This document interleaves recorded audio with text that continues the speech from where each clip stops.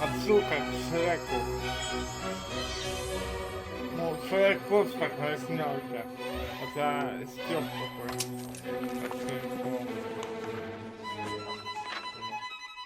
Once upon a time, in a faraway land, there lived a man so exceptional that the divine hosts of heaven and hell were forced to take note.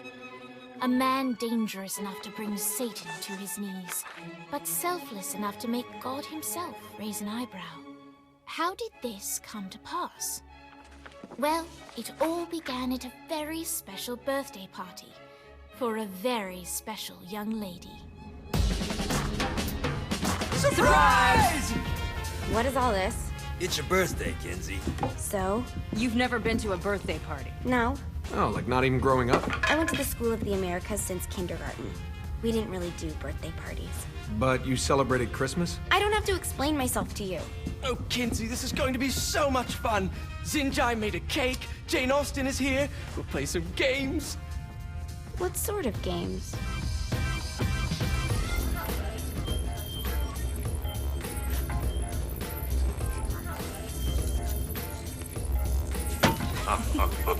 So you celebrate birthdays by trafficking with spirits? It's spooky and fun. It's a bunch of letters. It's tradition. Every slumber party has to involve a spirit board. Slumber party? How's it work? We ask it a question, and the spirit of the board will reveal the answer. How? Yeah, someone pushes the pointy thing to wherever they want. Wait. Can we go back to you and your slumber parties? No time. All right. Everyone put their hands on the cursor. Cursor. I feel the magic already. All right. Will the president/god emperor for life ever choose a partner to reign alongside them? No. Ooh, someone's getting married. Shut up, Matt. Who will tame the president's wild heart? What are you guys trying to spell? I'm not moving it. That's the spirit, Kinsey. I'm serious. I'm not moving it either. Neither am I. Jezebel? Who the fuck is...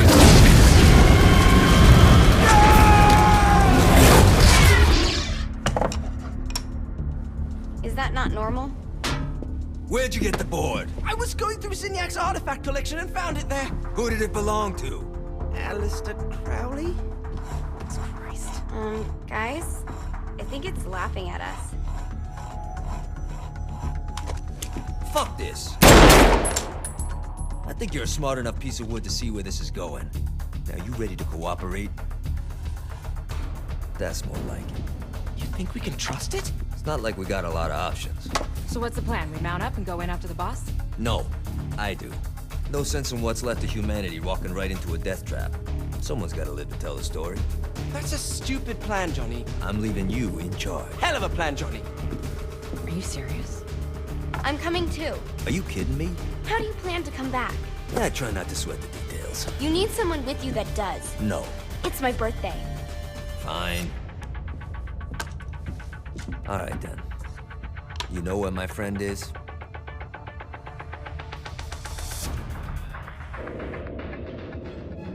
True to its word, the spirit board opened up another portal and sent Johnny and Kinsey screaming into hell.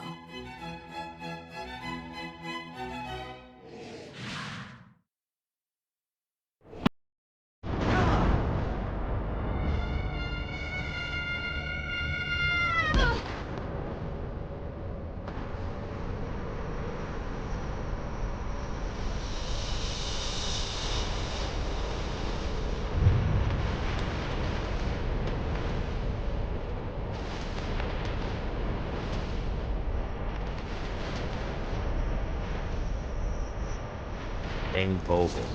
Ultor's behind this, I know it. Ultor and the Saints haven't been enemies in years.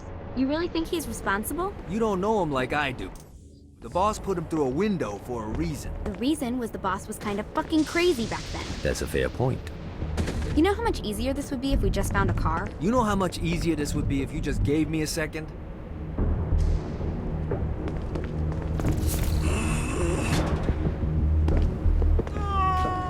Alright, now how are we gonna find the Eltor building? Biggest building down here, giant Ultor sign on it. I don't think this is a problem.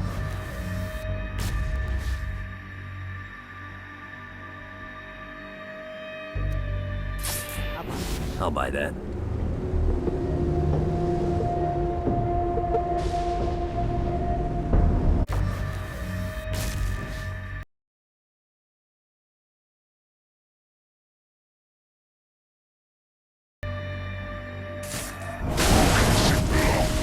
This is good for the soul.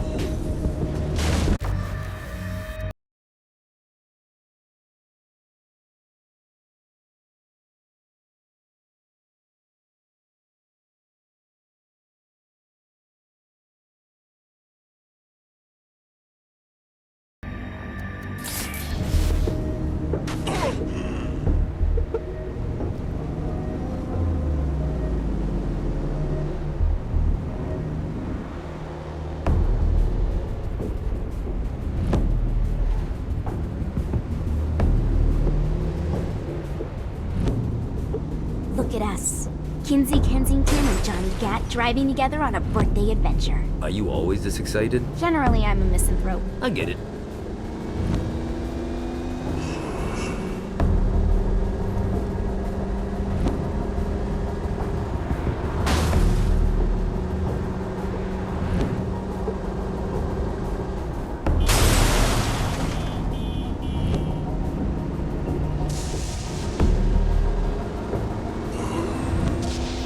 This is hell.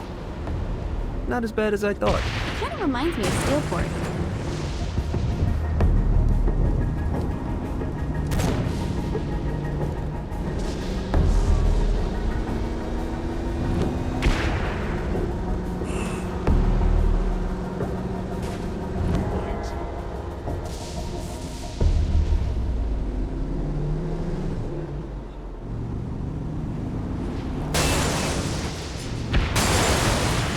Talking, bitch.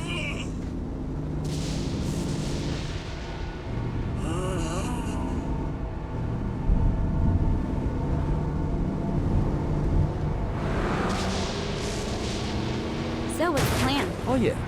I'm gonna shoot him in the face unless he gives us the boss back. What if Dean doesn't have the boss? I'll probably still shoot him in the face.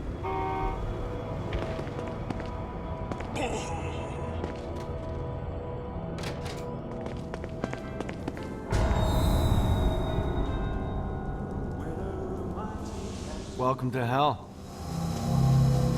Shouldn't you have a receptionist? Such is the plight of eternal damnation. I have a feeling you didn't come here to catch up. Let's talk in my office.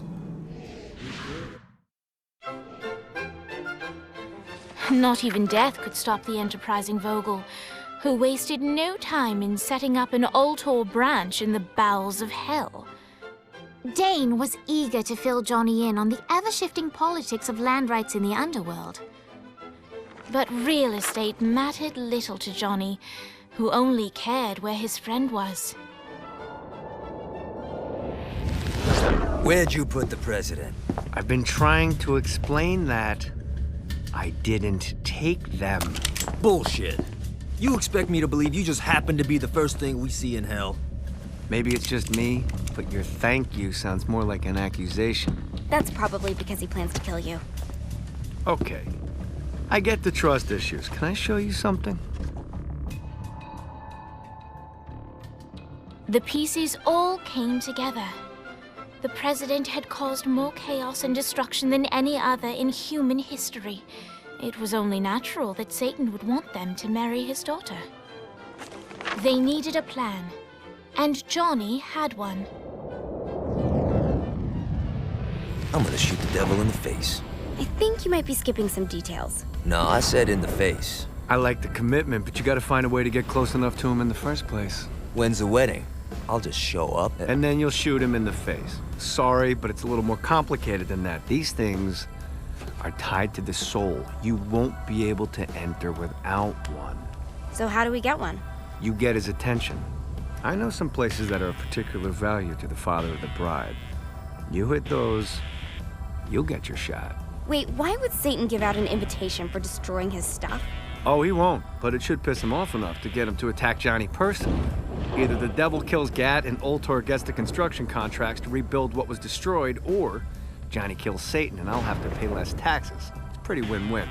That's why you're helping us? To make more money in hell? Hell's what you make of it, sweetie. Works for me. What you got? All right. Satan had entrusted the day-to-day running of hell to 5 archdukes, and Dane knew how to find them all. But beyond that, not everyone in hell was content to go along with Satan's status quo. There were others who shared Dane's ambition for power, and the Ultor mogul knew that the key to unseating Satan lay in gaining their aid. But before Johnny set out to wage war against the Prince of Darkness, Dane had one final gift, an artifact that he had spent fortunes on. Lucifer's cracked halo. This holy relic granted Johnny the majestic wings of the Morning Star. However, he still needed help in learning how to use them.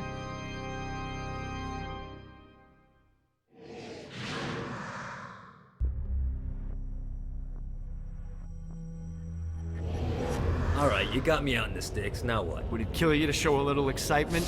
You're about to experience angelic flight, for Christ's sake. Dane. Someone needs a nap. Just collect some soul Great. Now you should have...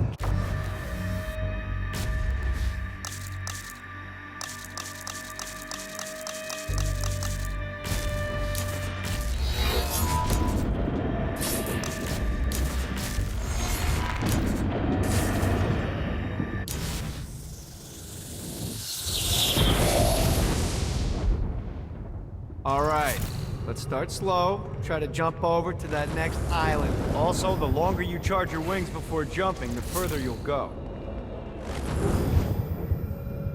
Hey, you didn't fuck it up. Good job. Now get up that cliff. Don't worry, now it's time to fly. You heard of crawling before walking? Well, in this case, you need to jump before you can fly. Launch yourself in the air with a jump, and then hold your wings out to glide to that next island. I put out some orbs to show you the path. You'll have to dive to reach the next island. Do that by pointing your head down. Don't worry, the rest of your body will follow.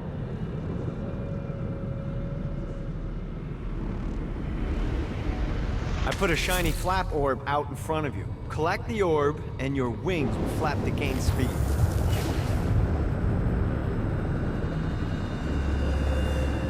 Running out of juice.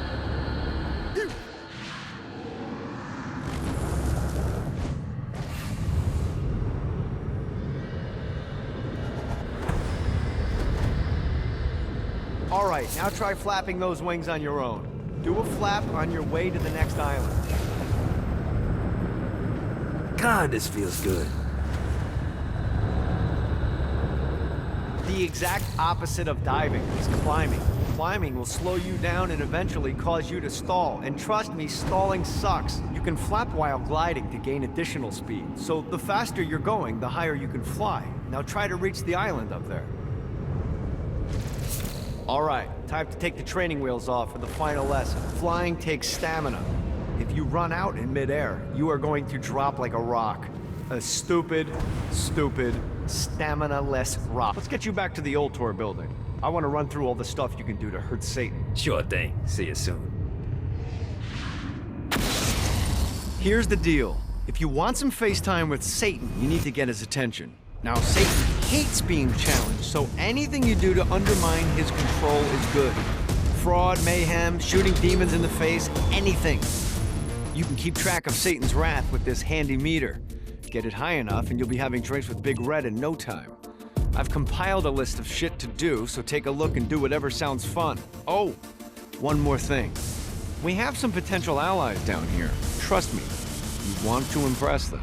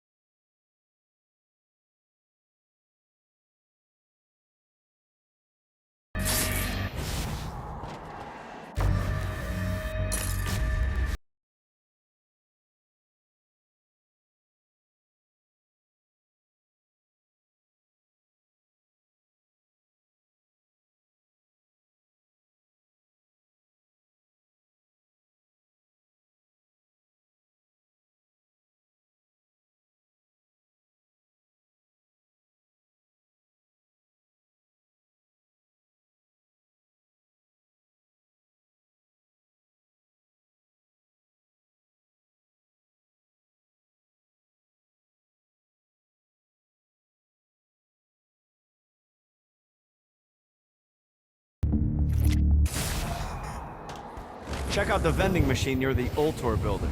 Is it a special vending machine? No. Have you bought stuff from a store already? Probably. But I would be remiss as your guide if I didn't show you the basics.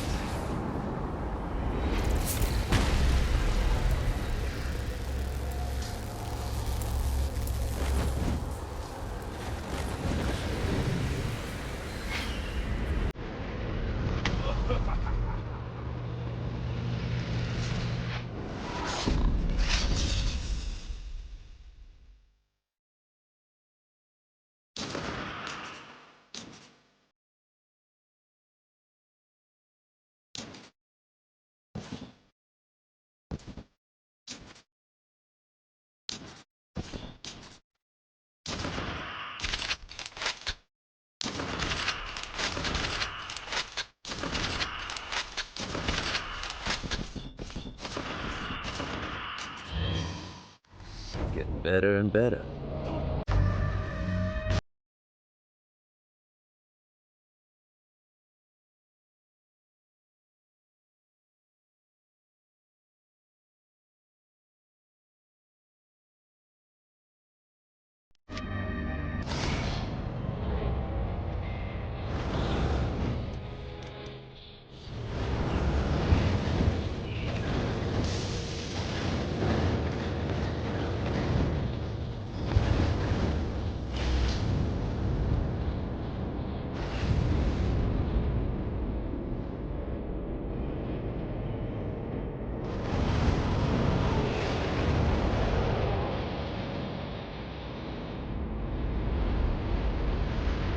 I hope there's not something ridiculous like 100 of these to find.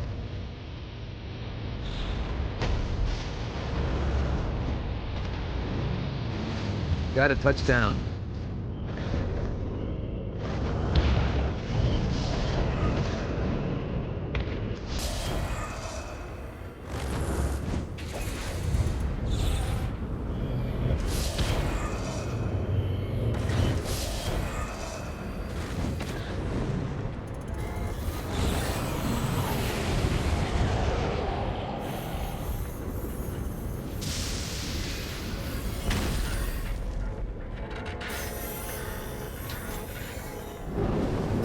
The Forge is prime real estate in hell. This smoggy shithole is located over the richest mineral veins in the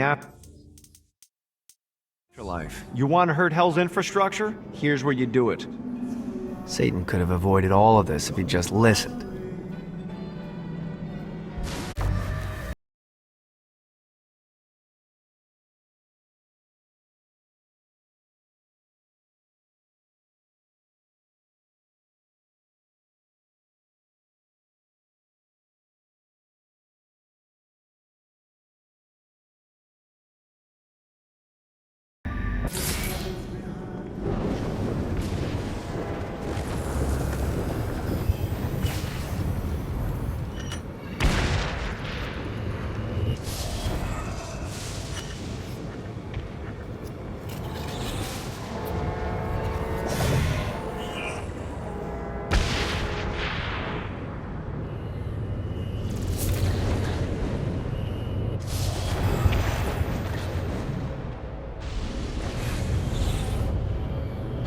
Fucking collectibles.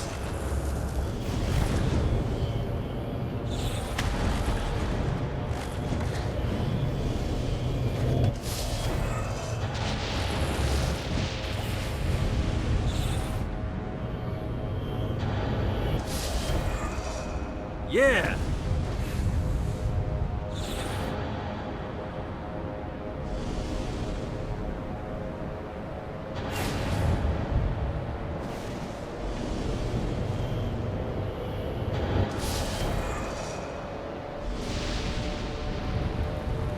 Need to rest the wings.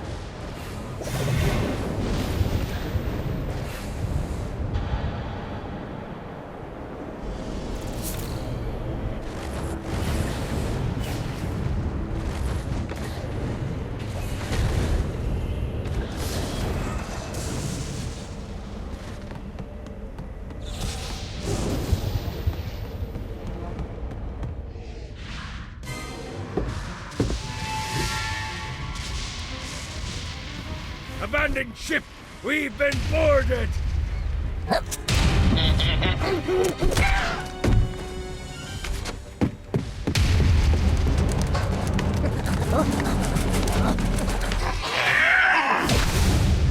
Get these damn things off my ship!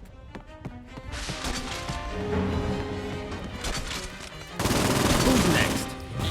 I am the first seven seas. You're welcome in my crew anytime.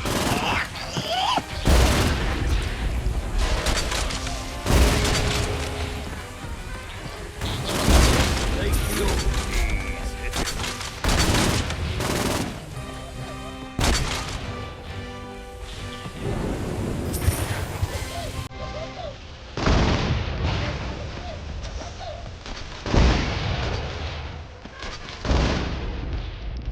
I got a bit of treasure in that chest over there. The weapon you find inside may help with our little imp problem.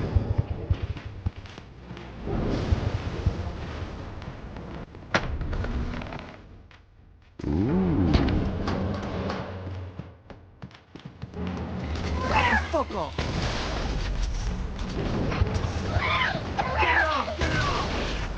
I am the scourge of the seven seas. That one's done?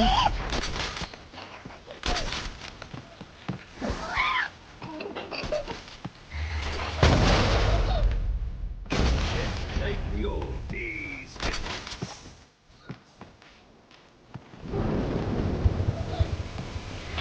I summoned these imps to serve as my crew. I forgot what a handful they could be. Once aboard, they wouldn't listen to their captain. They ran amok in the bowels of the ship.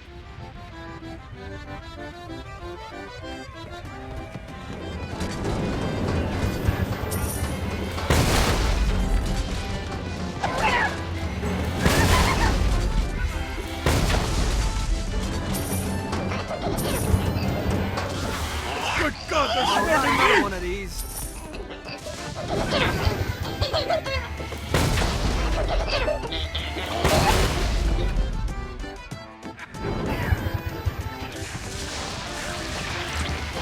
Okay to drop the pirate voice. What pirate voice would that be? Wow.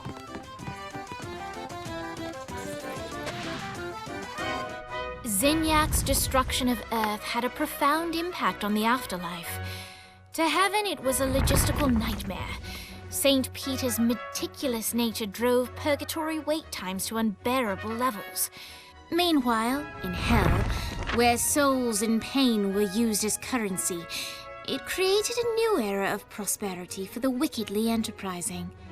This economic boon resulted in the coffers of hell to be overflowing, which in turn piqued the interest of the most notorious man that sailed the seven seas. Long had Blackbeard been a thorn in Satan's side, robbing tax collectors on a semi-regular basis.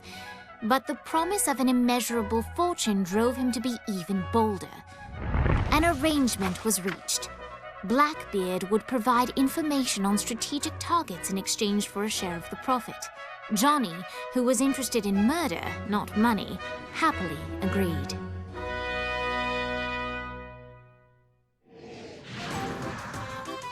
I grant ye the ability to summon my crew whenever they're needed.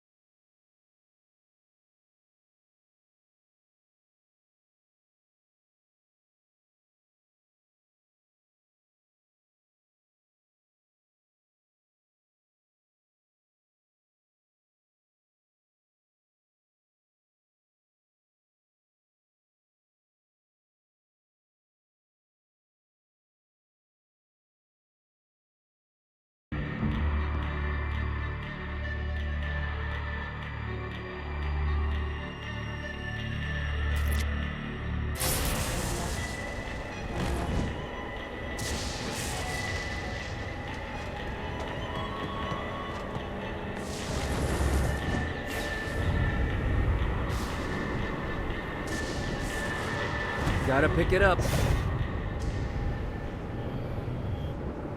I raided a Centerpol office and found information on where the president is being kept. Evidently, they've been trapped in some sort of soul crystal inside Satan's palace. Breaking in is an impossibility. Your best bet to save them is to continue to try to draw Satan out of his palace.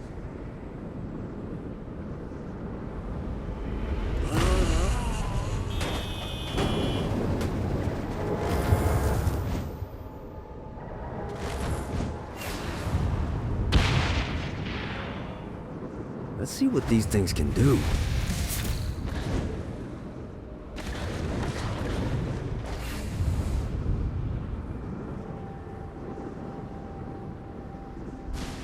Damn it.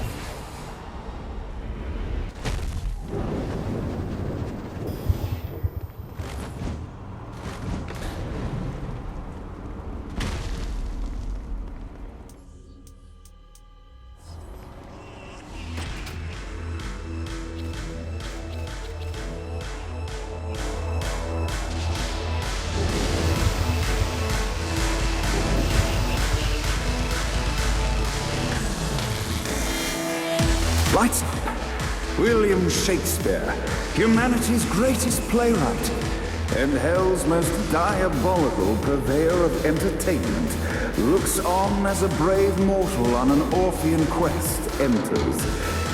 The bard's interest is piqued, and he looks to test his visitor's mettle.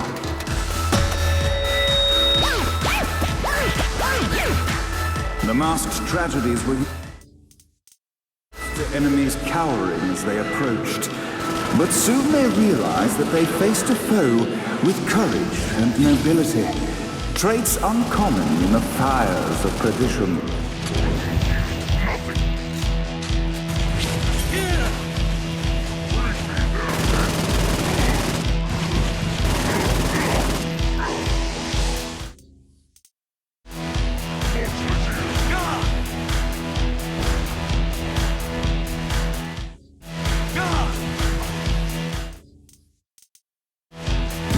Raged on below, and as bullets and blood flew, the bard arched a curious eyebrow. Could this mortal be the exact thing that Shakespeare needed? Far from over, mortal. Arise. And now, Act 3.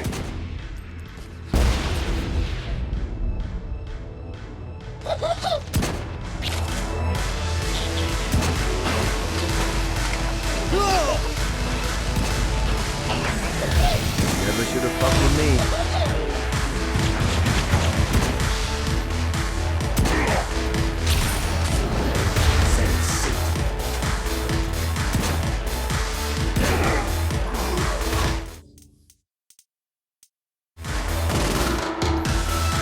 The conflict resolved, Shakespeare eagerly awaited meeting the champion that dispatched so many of his men.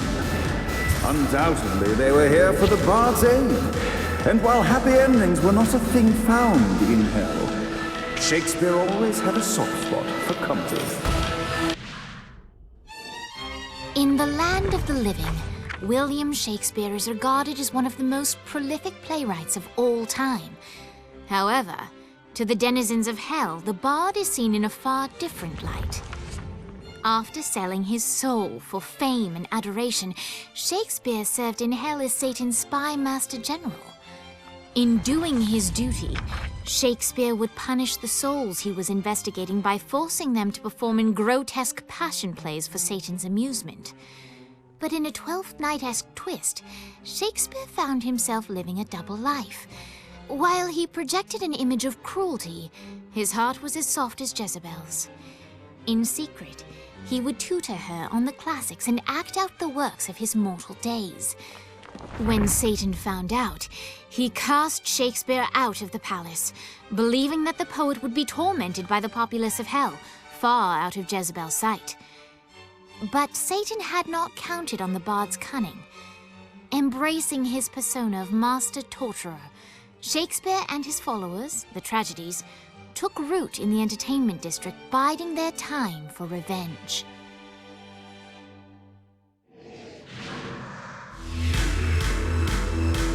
So Shakespeare called forth the Deus Ex Machina to bestow our protagonist with the arcane power of force stomping.